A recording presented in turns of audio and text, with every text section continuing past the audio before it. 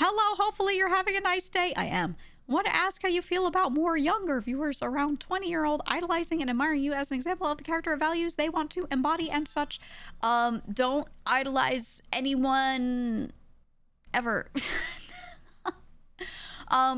Well, as long as you don't put me on a pedestal, like she's so smart and knows everything and is so cool and she's exactly as everyone should be, because like no one is. But if you're just like general role model in some ways, that's fine. I think as long as you keep it like this is a healthy way to do it.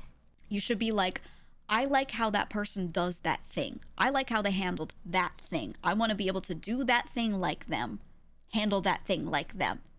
And don't be like, I want to be like that person, period. Right? Like, don't leave it vague.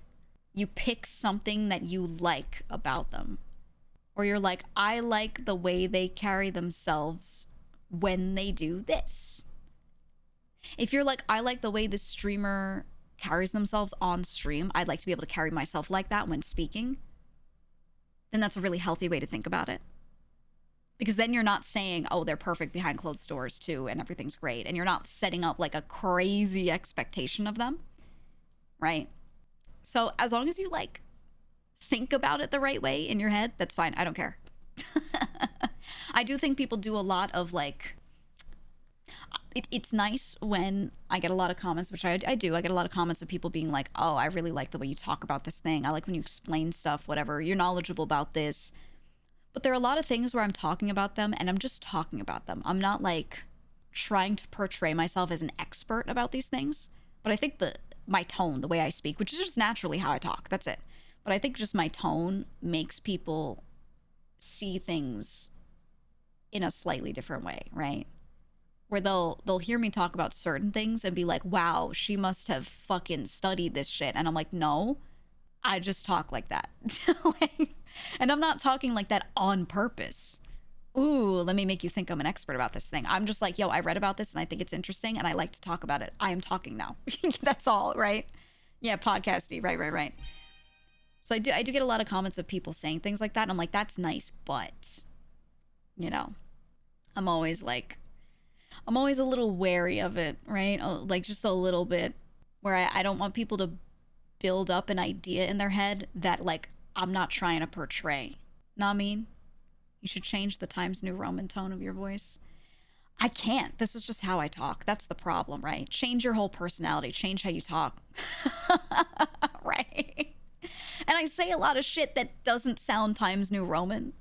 It's just my voice. It's just my voice at that point. I say dude a lot. I don't know. Nah, I mean, whatever, man. I say stuff like that constantly, yet people will still take everything I say seriously. So I can't really do anything about it. Even the shit jokes are in Times New Roman. Yeah, it's my delivery, dude. I always took you as a bold, italicized voice. like death in any Pratchett novel. I feel like I talk like that. That's how I feel like I talk. That fun fact, that's why I always capitalize my name. My father, when he writes in block lettering, which is all caps basically, right? And it's all very square. So he always writes in all caps, block characters. And he always would write like that. And he would point it out and he would be like, I feel like you talk like this.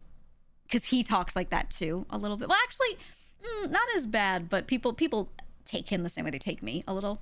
And he would always write it and he would always tell me that. He'd be like, I feel like you talk like this. And he would like he would write like that. Was block lettering? I'll show you. A lot of older folks do this. It's when you write in a very like grid-like way. Block lettering, handwriting.